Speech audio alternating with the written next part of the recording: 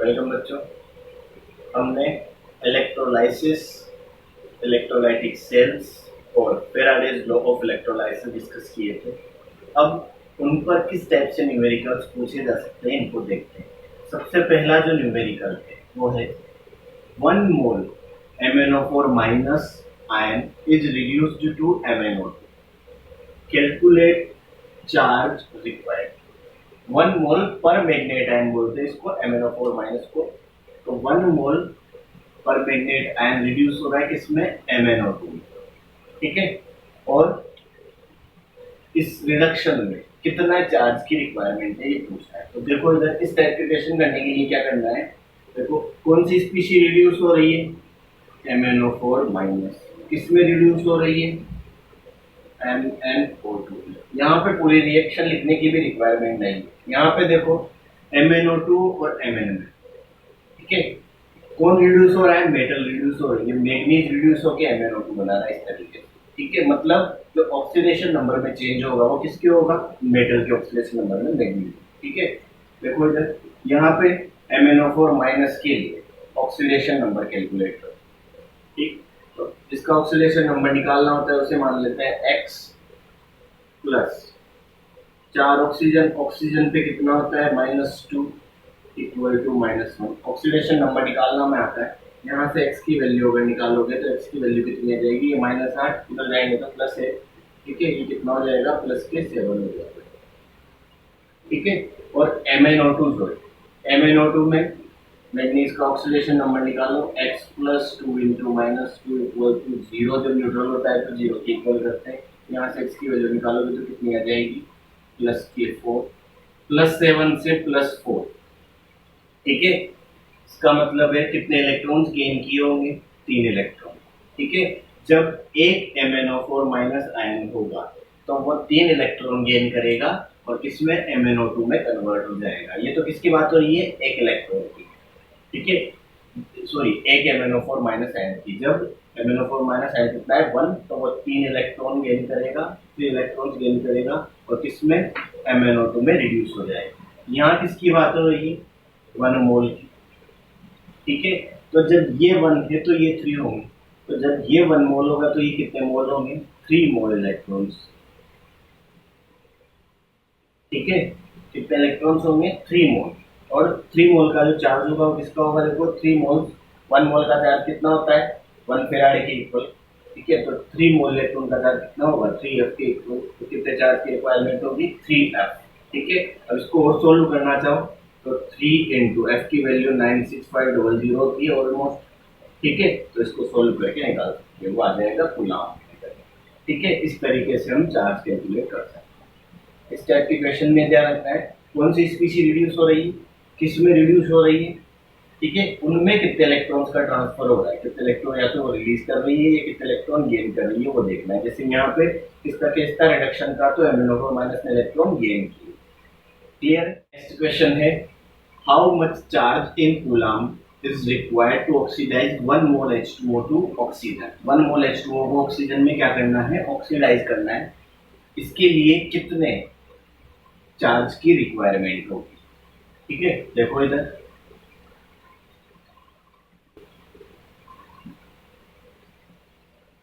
1 मोल H2O।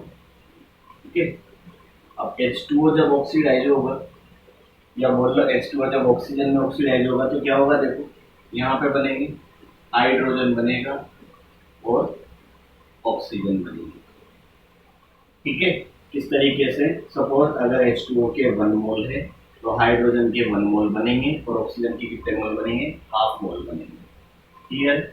अब देखो इधर यहाँ पे इस साइड पे हाइड्रोजन पे कितना चार्ज, या इसका ऑक्सीडेशन नंबर कितना, +1, ऑक्सीजन का कितना, -2।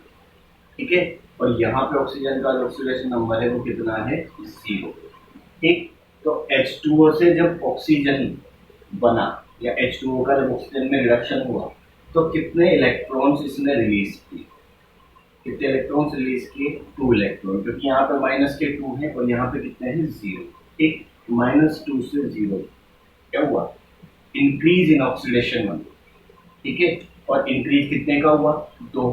ठीक है, -2 से 0 तो कितने इलेक्ट्रॉन्स रिलीज किए, 2 इलेक्ट्रॉन रिलीज किए। ठीक है, 2 इलेक्ट्रॉन रिलीज किए कब, जब H2O मॉलिक्यूल कितना है, 1। ठीक, अब वही बात, अगर ये 1 मोल होगा तो इलेक्ट्रॉन्स कितने रिलीज करेगा, 2 मोल इलेक्ट्रॉन्स रिलीज करेगा। ठीक है, 2 मोल इलेक्ट्रॉन्स रिलीज करेगा। 1 मोल का चार्ज कितना होता है, 1 F के इक्वल, तो 2 का कितना हो जाएगा, 2 इंटू एफ के इक्वल। एफ क्या है यहाँ पे, चार्ज ऑफ 1 मोल इलेक्ट्रॉन। ठीक है, तो 1 मोल का चार्ज कितना है, एफ फेराडे के इक्वल, तो 2 मोल का कितना हो जाएगा, 2 इंटू एफ। ठीक, अब यहाँ पे कुलाम्ब में हमसे पूछा है तो इसको क्या लिख देंगे, 2 इंटू एफ की वैल्यू 96500। ठीक है, इसको सोल्व करना है, आंसर आ जाएगा, मल्टीप्लाई कर देना जो भी है। ठीक है, इस तरीके से हमें क्वेश्चन सोल्व करना है। जो स्पीशीज जिसमें रिड्यूस या ऑक्सीडाइज हो रही है, ठीक है, उसको देखो किससे रिड्यूस है, जैसे H2O क्या हो रहा है, ऑक्सीडाइज हो रहा है, किसमें हो रहा है, ऑक्सीजन में। तो इनके ऑक्सीडेशन नंबर चेक किए मैंने ओनली। इससे पहले MnO4 माइनस MnO2 में रिड्यूस हो रहा था, तो MnO4 में और MnO2 में ऑक्सीडेशन नंबर चेक किए। ठीक, कितने इलेक्ट्रॉन का ट्रांसफर हो रहा है, उस अकॉर्डिंग हमने चार्ज कैलकुलेट कर लिया। क्लियर। नेक्स्ट क्वेश्चन क्या है, copper sulphate solution is electrolysed for 10 minute. Copper sulphate का सॉल्यूशन है जिसको 10 मिनट के लिए क्या किया जाता है, इलेक्ट्रोलाइज करवाया जाता है, मतलब उसका इलेक्ट्रोलाइसिस किया जाता है। ठीक है, कितना करंट फ्लो करवाया जाता है, 1.5 एम्पियर करंट फ्लो करवाया जाता है 10 मिनट के लिए। ठीक है, हमसे क्या पूछा है, हमसे पूछा है कैलकुलेट द मास डिपोजिटेड। ठीक है, calculate the mass of copper आएगा, mass of copper deposited at cathode. Cathode पे कितना कॉपर डिपॉजिट होता है उसका मास कैलकुलेट करना है। देखो इधर यहाँ पे सबसे पहले जो गिवन वैल्यूज है वो निकलो। इस क्वेश्चन को मैं 2 तरीके से बताऊंगा। देखो फर्स्ट मेथड, देखो टाइम कितना गिवन है, 10 मिनट्स गिवन है। ठीक है, उसके अलावा करंट कितनी है, करंट की वैल्यू है 1.5 एम्पियर। ठीक है, आई से रिप्रेजेंट करते हैं तो आई। ठीक, ये हमें वैल्यू दे दी। इसके बाद में देखो जब भी मास डिपॉजिट या लिबरेटेड की बात हो रही हो किसी सिंगल सॉल्यूशन में, ठीक है, तो Faraday's first law of electrolysis, उसमें हम क्या करते थे, किसी भी इलेक्ट्रोड पर डिपॉजिट होने वाली जो अमाउंट है सब्सटेंस की, ठीक, वो किससे कैलकुलेट की जाती थी, m equals to Z I T से। ये फॉर्मूला होता था और z इक्वल्स टू क्या होता था, e by F I T. ठीक है, अब यहाँ पे I क्या है, amount of electricity, sorry amount of current हमारे पास है, T टाइम भी है। ठीक है, उसके बाद में F क्या है, चार्ज ऑफ अनमोल इलेक्ट्रॉन में पता है, E क्या है, इक्विवेलेंट वेट ऑफ सब्सटेंस। यहाँ पे कौन डिपॉजिट हो रहा है, कॉपर, तो कॉपर का इक्विवेलेंट वेट देखो इधर, कॉपर 2+, ठीक है, इलेक्ट्रॉन गेन करेगा और किसमें डिपॉजिट होगा, कॉपर में। हमें पता है कैथोड, कैथोड पे क्या होगा, रिडक्शन, तो रिडक्शन में क्या होगा, कॉपर 2+, इलेक्ट्रॉन गेन करेगा और कॉपर में कन्वर्ट हो जाएगा। तो यहाँ सब्सटेंस कौन डिपॉजिट हो रहा है, कॉपर 2+ आयंस, तो इनके लिए इक्विवेलेंट वेट। ठीक है, और इक्विवेलेंट वेट, किसी भी आयन का इक्विवेलेंट वेट क्या होता है, उसका मोलर मास अपॉन उसकी वैलेंसी कितनी है, +2। ठीक है, इसका इक्विवेलेंट वेट क्या हो जाएगा, इसका मोलर मास होता है 63 और वैलेंसी है 2। ठीक है, ये क्या हो गया इसके लिए इक्विवेलेंट वेट। ठीक, उसके अलावा टाइम को यहाँ पे हमें सेकंड में कन्वर्ट करना होगा। ठीक है, टाइम को किस में कन्वर्ट करना होगा, सेकंड में। ठीक है, तो 10 into 60, 1 minute equals to 60 second, तो यहाँ कितना हो जाएगा, ये 600 सेकंड। ठीक है, अब सारी वैल्यू यहाँ पे पुट करो। ई की वैल्यू कितनी है, 63/2, एफ की वैल्यू 96500 इंटू करंट की value 1.5 ampere into time 600 second. जब इस सारी वैल्यू को सोल्व करते हो तो इसका जो आंसर आएगा वो आएगा 0.2938। ठीक है, तो ये वैल्यू जो है मास है। ठीक, इसमें आ जाएगा ये ग्राम में, क्योंकि मोलर मास ग्राम पर मोल, फाइनल मास की क्या जाएगी, ग्राम। ठीक है, एक मेथड है, इस तरीके से कैलकुलेट कर सकते हैं, ये कैलकुलेशन कर लेना। ठीक, अब दूसरा मेथड क्या है, दूसरा मेथड देखो, एक मेथड तो डायरेक्ट फॉर्मूला बेस्ड है, अब दूसरा मेथड क्या है, इसको भी देखो। सेकेंड मेथड में देखो क्या हो रहा है, कैथोड पे कितना कॉपर डिपॉजिट हो रहा है ये कैलकुलेट करना है। तो कॉपर जब कैथोड पे डिपॉजिट होगा तो उसका रिडक्शन होगा और ये रिएक्शन लिखी जाएगी, कॉपर 2+, 2 इलेक्ट्रॉन गेन करेगा और किसमें कन्वर्ट होगा, कॉपर में। ठीक है, इस रिएक्शन के अकॉर्डिंग क्या होगा, अगर 1 मोल कॉपर आयंस है, ठीक है, अगर मैं इसको ऐसे पढ़ूँ तो 1 mole copper ions 2 mole electrons gain करेंगे और 1 मोल कॉपर में क्या हो जाएंगे, रिड्यूस हो जाएंगे। यही हुआ 1 मोल कॉपर आयंस, यहाँ कुछ नहीं है मतलब 1, तो 1 mole copper ions 2 mole electron gain करेंगे और किसमें 1 मोल कॉपर में रिड्यूस हो जाएंगे। और 1 मोल कॉपर का जो मास होगा वो किसके इक्वल होगा, उसके मोलर मास के इक्वल होगा। तो 1 मोल कॉपर का जो मोलर मास हो जाएगा वो क्या हो जाएगा, 63 ग्राम पर मोल। ठीक है, इसका मतलब क्या हुआ, 2 मोल इलेक्ट्रॉन का चार्ज अगर ये गेन करता है, ठीक है, कॉपर आयंस कितने 2f चार्ज, 2 मोल इलेक्ट्रॉन का चार्ज मतलब 2f चार्ज। तो अगर copper ions 2f charge gain करते हैं, ठीक है, तो कितना कॉपर डिपॉजिट होता है, 63 ग्राम। क्या बोल रहा हूं, अगर कॉपर आयंस जो सॉल्यूशन में है वो 2f चार्ज गेन करते हैं, ठीक है, तो कितना कॉपर के तौर पे रिड्यूस होगा, 63 ग्राम। ठीक, तो इस इक्वेशन में जितना चार्ज है अगर उतना चार्ज गेन करेंगे तो कितना कॉपर रिड्यूस होगा, ये हम कैलकुलेट कर लेंगे। तो देखो इधर यहाँ पे चार्ज कैलकुलेट करते हैं। Charge Q equals to I T, यही होता है, आई की वैल्यू 1.5 इंटू टाइम जो दिया हुआ है 10 मिनट्स मीन्स 600 सेकेंड। ठीक, तो यहाँ पे कितना आ गया 900 कूलम। क्या आ गया 900 कूलम। ठीक है, अब देखो इधर सिंपल सा मेथड है, सिंस, ठीक है, सिंस क्या करना है हमें, since if copper ions gain 2f charge, ठीक है, then amount of copper deposited 63 ग्राम।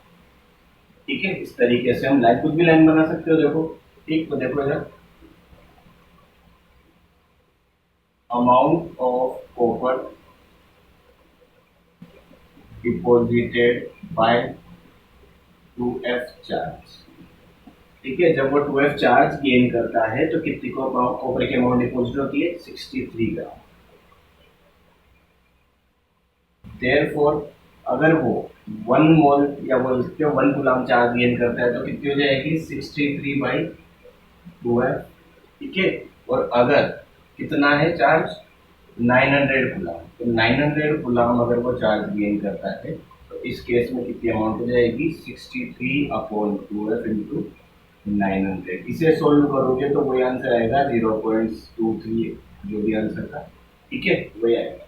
तो दोनों मेथड से हम इस क्वेश्चन को सोल्व कर सकते हैं। Previous method direct formula based था, इस क्वेश्चन में हमने फॉर्मूला का यूज ही नहीं किया, सिंपल सा क्या किया, कौन कैथोड पे डिपॉजिट हो रहा है, कॉपर। ठीक है, कैथोड पे क्या होता है, रिडक्शन, तो कॉपर आयंस रिड्यूस होकर कॉपर बनाएंगे इस तरीके से, जब कॉपर आयन 2 इलेक्ट्रॉन गेन करके कॉपर बनाए। अब इसे कैसे रीड किया, 1 mole copper ions 2 mole electrons gain करेंगे और 1 मोल कॉपर में डिपॉजिट हो जाएंगे।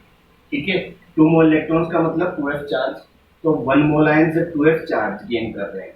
ठीक है, तो कितना कॉपर डिपॉजिट होगा, 1 मोल कॉपर मतलब उसके मोलर मास के बराबर। ठीक है, 63 ग्राम। अब हम देखते हैं क्वेश्चन में कितना चार्ज रिक्वायर है या कितना चार्ज गेन हो रहा है कॉपर आयन का। कितना गेन हो रहा है, 900 कूलम में चार्ज कैलकुलेट कर लिया। ठीक है, अब हमने क्या देखा, जब 2f चार्ज गेन करता है तो कॉपर कितना डिपॉजिट होता है, 63 ग्राम। ठीक, तो 1 कूलम चार्ज होगा तो 63 बाई 12। ठीक है, तो कितना चार्ज है क्वेश्चन में, 900 कूलम, तो उसके अकॉर्डिंग सोल्व कर लो, वही आंसर है। क्लियर। नेक्स्ट क्वेश्चन है, how much electricity in terms of Faraday is required to produce 20 gram of calcium from molten calcium chloride.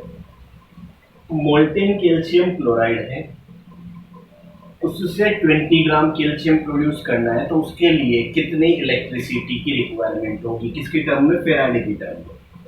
ठीक है, मतलब हमें चार्ज कैलकुलेट करना है फेराडे की टर्म में।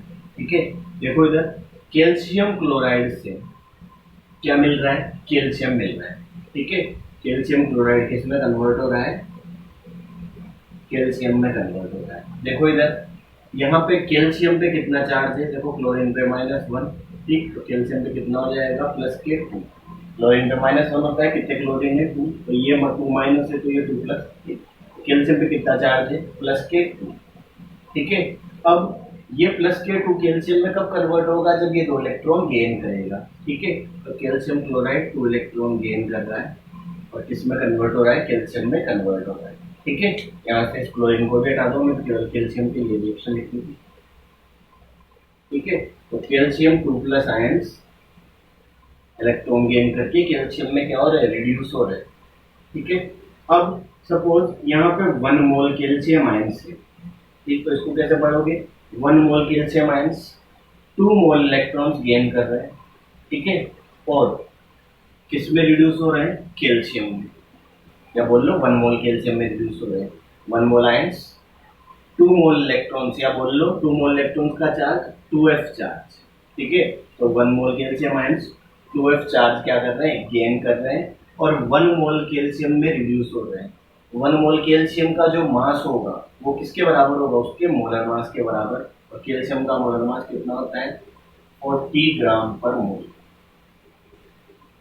ठीक है। ये होता है कैल्शियम का मोलर मास, ठीक। तो यहाँ से हमें क्या पता चला, 40 ग्राम कैल्शियम मिलेगा, कब, जब चार्ज कितना होगा, 2f, ठीक है। जब 2f चार्ज ये कैल्शियम आयन गेन करेंगे तो कितना कैल्शियम मिलेगा हमें, 40 ग्राम मिलेगा।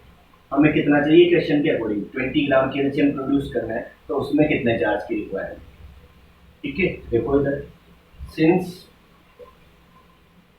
40 ग्राम calcium obtains when charge equals to कितना है, 2f। जब 2f चार्ज गेन किया जाता है तो कितना कैल्शियम मिलता है, 40 ग्राम, या बोल लो 40 ग्राम कैल्शियम कब मिलता है, जब 2f चार्ज गेन करते हैं कौन, कैल्शियम आयंस। देयरफॉर 1 ग्राम के लिए कितना हो जाएगा, 2f डिवाइडेड बाय 40, ठीक।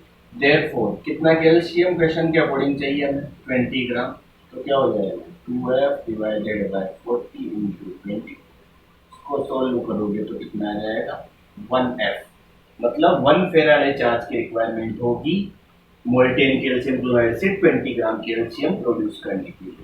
क्लियर है क्वेश्चन, कुछ नहीं किया, मोल्टेन कैल्शियम क्लोराइड से कैल्शियम बनाना है, ठीक है। तो क्या होगा, कैल्शियम में, कैल्शियम क्लोराइड में कैल्शियम 2+ में अगर वो 2 इलेक्ट्रॉन गेन करेगा तो कैल्शियम में रिड्यूस हो जाएगा, मतलब रिडक्शन हो रहा है किसका, कैल्शियम आयंस का कैल्शियम, ठीक है।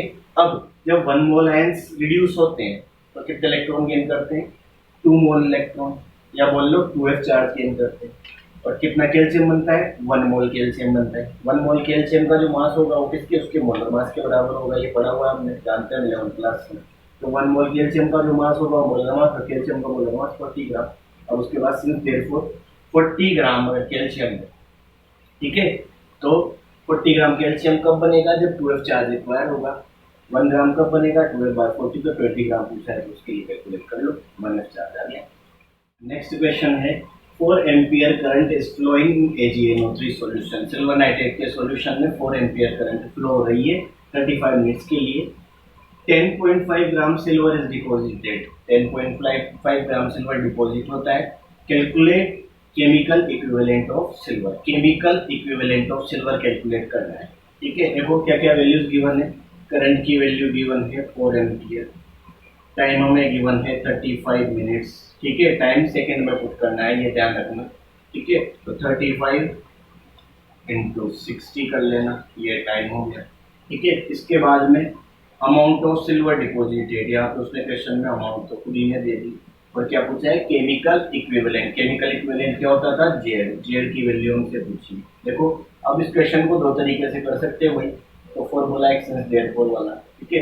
देखो फॉर्मूला बच्चों को ज़्यादा पसंद आता है, देखो m इक्वल्स टू क्या हो जाएगा, ZIT हो जाएगा, ठीक है। यहाँ पे मास डिपॉजिटेड कितना है, 10.5 ग्राम, ठीक है। जेड की वैल्यू फाइंड आउट करनी है, करंट की वैल्यू कितनी है, 4 एम्पियर, इंटू टाइम कितना है 35 इंटू 60। सिंपली इसको सोल्व करना है तो जेड की वैल्यू हमारे पास आ जाएगी, जो जेड की वैल्यू आएगी वो आएगी 0.0119 समथिंग आएगी, ठीक है। इस तरीके से ये क्वेश्चन सोल्व करना है, सिंपल सा क्वेश्चन है, फॉर्मूला बेस पे कोई दिक्कत ही नहीं, ठीक है। इस तरीके से क्वेश्चन को सोल्व करना। नेक्स्ट जो क्वेश्चन है, NaCl, मोल्टेन NaCl है, उसमें 50 एम्पियर करंट फ्लो करवाई जा रही है 2 आवर्स के लिए, ठीक है। और हमसे 2 क्वेश्चन पूछे हैं। पहला क्वेश्चन पूछा है एनोड पे कितने ग्राम क्लोरीन डिपॉजिट होगी, और दूसरा क्वेश्चन क्या पूछा है, जो क्लोरीन मिलेगी उसका एनटीपी या एसटीपी पर वॉल्यूम कितना होगा। ठीक है, दो क्वेश्चन पूछे हैं। पहला क्वेश्चन देखो, कितने ग्राम क्लोरीन मिलेगी। ठीक है, हम पहला क्वेश्चन सोल्व करते हैं। देखो इधर सॉल्यूशन सिंपल सा क्वेश्चन है। अब तक हमें मेटल की बात हो रही थी या क्लोरीन की बात हो रही है, कोई दिक्कत नहीं, कैसे भी कर ले। ठीक है, देखो इधर गिवन वैल्यूज में क्या है, करंट की वैल्यू कितनी है 50 एम्पियर। ठीक है, इसके बाद में टाइम कितना है 2 आवर। ठीक है, और 2 आवर को हम किसको किसमें कन्वर्ट करेंगे, सेकेंड में। तो 2 इंटू 60 किया, किसमें मिनट में कन्वर्ट हो गया, फिर 60 से मल्टीप्लाई किया, कितने हो गया ये सेकेंड में कन्वर्ट हो गया। इसके बाद में देखो ये वैल्यूज हमें पता है। अब देखो ध्यान से, यहाँ पे क्लोरीन क्या हो रही है, ऑक्टेन हो रही है। कहाँ पे, एनोड पे, मतलब उसका क्या हो रहा है, ऑक्सीडेशन। ठीक है, तो देखो इधर Cl माइनस आयन रहे होंगे, उन्होंने क्या किया होगा, इलेक्ट्रॉन्स रिलीज किए होंगे और क्लोरीन गैस बनी होगी। ठीक, बैलेंस कर दो, 2Cl माइनस आयन 2 क्लोरीन बनेंगे 2 इलेक्ट्रॉन्स। ठीक है, ये सॉरी ये बैलेंसिंग हो गई। अब देखो क्या क्या रिक्वायरमेंट होती है, फॉर्मूला होता है Mg=E/F/I2। ठीक है, अब इक्विवेलेंट वेट ऑफ क्लोरीन चाहिए यहाँ पे, तो सब्सटेंस कौन है, क्लोरीन आयंस। ठीक, देखो अब यहाँ पे क्लोरीन का मोलर मास कितना होता है 35.5। ठीक, क्लियर। अब अगर 2 क्लोरीन लेते हो, ठीक है, तो मोलर मास कितना हो जाएगा 2 इंटू 35.5 हो जाएगा। ठीक, और चार्ज कितना हो जाएगा 1 पे कितना है, वैलेंसी कितनी है 1, तो 2 क्लोरीन पे 2 हो जाएगा। ठीक, तो इक्विवेलेंट वेट कितना आ गया 35.5 आ गया। ठीक है, इक्विवेलेंट वेट 35.5 अपॉन एफ 96500 गुलाम होता है, इंटू आई की वैल्यू कितनी है 50 एम्पियर और टाइम कितना है 2 इंटू 60 इंटू 60। इसे जब सोल्व करोगे, ठीक है, तो जो मास आएगा मैं डायरेक्ट बता देता हूँ 132.4 ग्राम। ठीक है, 132.4 ग्राम क्लोरीन कहाँ पे, एनोड पे ऑब्टेन होगी। ठीक है, इस तरीके से सिंपली हमें सोल्व करना है। उसके बाद में दूसरा क्वेश्चन क्या है, दूसरा क्वेश्चन है what is the volume of chlorine obtained at STP. जो क्लोरीन मिली है 132.4 ग्राम, उसका एसटीपी पे वॉल्यूम कितना है। तो देखो इधर एसटीपी या एनटीपी पर 1 मोल गैस का वॉल्यूम कितना होता है 22.4 लीटर होता है, ये हम जानते हैं। एसटीपी या एनटीपी पर 1 मोल गैस का वॉल्यूम कितना होता है, किसी भी गैस के 1 मोल का वॉल्यूम 22.4 लीटर होता है। जो क्लोरीन हमें मिली उसके मोल्स निकाल लेते हैं, जो मोल्स आएंगे उसको 22.4 से मल्टीप्लाई कर देंगे, वॉल्यूम आ जाएगा। सिंपल सा क्वेश्चन। ठीक है, मोल्स ऑफ क्लोरीन, जो क्लोरीन आई थे उसके मोल्स कैलकुलेट करो। 135 पॉइंट कितना था, 132.4 था। इसको मोलर मास 35.5 से डिवाइड करो, तो इसके जो मोल्स आ रहे हैं वो आएंगे 1.864 मोल्स। ठीक है, अब 1 मोल का वॉल्यूम कितना होता है 22.4, तो volume of 1.86 mole CO2, 1.864 mole CO2 का वॉल्यूम कितना हो जाएगा, 1 मोल का 22.4, तो उसको इससे मल्टीप्लाई कर दोगे, आंसर आ जाएगा। कितना आएगा 41 समथिंग आएगा, मैं डायरेक्ट बता देता हूँ 41.78 लीटर, ये आंसर। ठीक है, ये क्या हो जाएगा, जो क्लोरीन गैस मिली है उसका वॉल्यूम। इस टाइप के क्वेश्चन सिंपली पूछे गए। देखो नेक्स्ट क्वेश्चन जो है, 2 सेल हैं उनको एक सीरीज में अटैच किया है। ठीक है, एक में एसिडिक H2O है और एक में कॉपर सल्फेट का सॉल्यूशन है। जब इस सीरीज कॉम्बिनेशन में करंट फ्लो करवाई जाती है, सेम करंट सेम टाइम के लिए फ्लो करवाएंगे। ठीक है, तो 200 ml हाइड्रोजन गैस मिलती है एनटीपी पर और 0.6 ग्राम कॉपर मिलता है। ठीक है, उनसे क्या पूछा है क्वेश्चन में, कॉपर का इक्विवेलेंट वेट पूछा है। ठीक है, जब भी इंडिविजुअल सॉल्यूशन दिया है और उसमें तुमसे लिबरेटेड या डिपॉजिटेड मास पूछा है, तो उसमें फेराडेज फर्स्ट लॉ यूज लेना है। और जब भी सेल सीरीज में कनेक्ट की है, ठीक है, इलेक्ट्रॉन्स पे इतने अमाउंट में सब्सटेंस मिल रहा है और इक्विवेलेंट वेट वगैरह पूछा है, इस टाइप का सीरीज कॉम्बिनेशन में सेल्स को जोड़ा गया है। ठीक है, तो उस टाइम पे कौन सा लॉ याद रखना है, फेराडेज सेकंड लॉ। देखो इधर यहाँ पे 2 सेल हैं, एक में तो कौन H2O भरा हुआ है, एसिडिक H2O। ठीक है, और एक में कॉपर सल्फेट सॉल्यूशन। ठीक, और क्या क्या मिल रहा है हमें, हाइड्रोजन गैस मिल रही है एक इलेक्ट्रोड पे, ठीक है, और एक पे मिल रहा है कॉपर, ठीक है। तो जो हाइड्रोजन गैस मिलेगी उसकी अमाउंट, मतलब ये जो 200 ml अमाउंट हाइड्रोजन गैस की मिली, ये इसकी इक्विवेलेंट वेट के डायरेक्टली प्रोपोर्शनल है, ठीक। और कॉपर की जो अमाउंट है वो कॉपर की इक्विवेलेंट वेट के डायरेक्टली प्रोपोर्शनल है, ठीक है। तो फेराडेस सेकंड लॉ से क्या होगा, देखो, according to second law of Faraday क्या हो जाएगा, मास ऑफ हाइड्रोजन, ठीक है, डायरेक्टली प्रोपोर्शनल होगा इक्विवेलेंट वेट ऑफ हाइड्रोजन की। Mass of copper directly proportional होगा इक्विवेलेंट वेट ऑफ कॉपर की, ठीक है। इनको अगर मैं कंबाइंडली लिखूं तो कैसे लिख सकता हूं, mass of hydrogen upon mass of copper is equals to क्या हो जाएगा, equivalent weight of hydrogen equivalent weight of copper, ठीक है। कोई दिक्कत नहीं है, ऊपर नीचे हो जाए तो किसी ने मास ऑफ कॉपर और इक्विवेलेंट वेट कॉपर ऊपर लिख दिया तो कोई दिक्कत नहीं, बट डायरेक्टली प्रोपोर्शनल रिलेशन होना चाहिए, मतलब हाइड्रोजन के सामने हाइड्रोजन, कॉपर के सामने कॉपर, ठीक है। अब देखो इसमें हमें हाइड्रोजन का कितना मास डिपॉजिट हो रहा है वो पता होना चाहिए, यहाँ पे वॉल्यूम दिया हुआ है, ठीक। कॉपर का कितना मास डिपॉजिट हो रहा है वो पता होना चाहिए, पता है, ठीक है। उसके बाद में equivalent weight of hydrogen, hydrogen का इक्विवेलेंट वेट 1 होगा, ठीक, और कॉपर का इक्विवेलेंट वेट पूछा है, ठीक। तो हमें कॉपर का मास पता है, हाइड्रोजन का इक्विवेलेंट वेट पता है। हाइड्रोजन का मास अगर पता चल जाता है तो हम कैलकुलेट कर लेंगे, ठीक। और हाइड्रोजन के मास के लिए देखो उसने वॉल्यूम दिया और ब्रैकेट में एनटीपी लिखा हुआ है, मतलब हमारा काम हो जाएगा। कैसे हो जाएगा, देखो इधर किसी भी गैस के 1 मोल, चाहे वो गैस हाइड्रोजन है तो उसके 1 मोल का वॉल्यूम कितना है, 22.4 लीटर, ठीक है, या बोल लो 22,400 ml, ठीक। तो देखो इधर since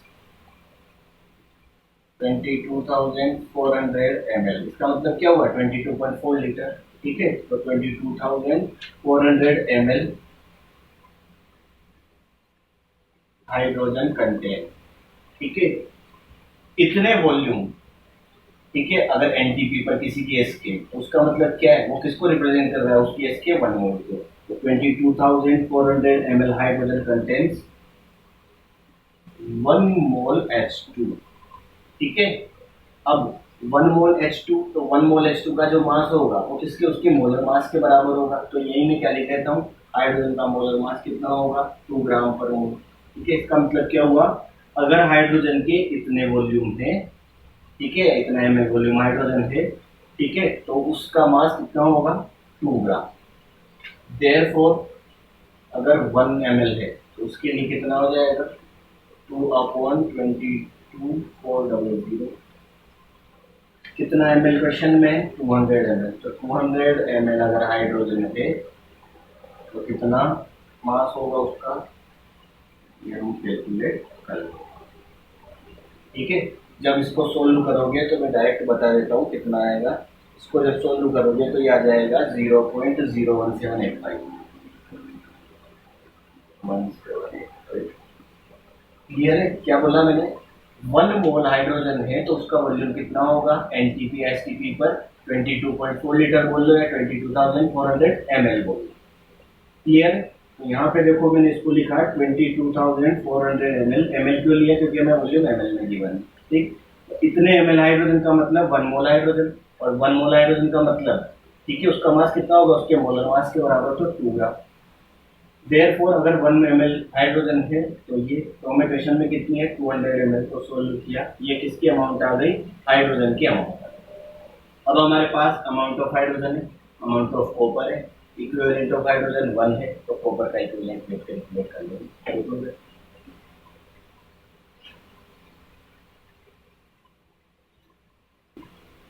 mass of hydrogen, mass of copper, equivalent weight of hydrogen, equivalent weight of copper. Value put करो, ये वैल्यू कितनी है, 0.01785 अपॉन 0.60, हाइड्रोजन का इक्विवेलेंट 1 और कॉपर का इक्विवेलेंट वेट फाइंड आउट करना है। जब इसको सॉल्व करोगे तो कॉपर का इक्विवेलेंट वेट जो आएगा वो आएगा 33.6, ठीक है। इस टाइप के सिंपल क्वेश्चंस डिस्कस किए जाते हैं, क्लियर।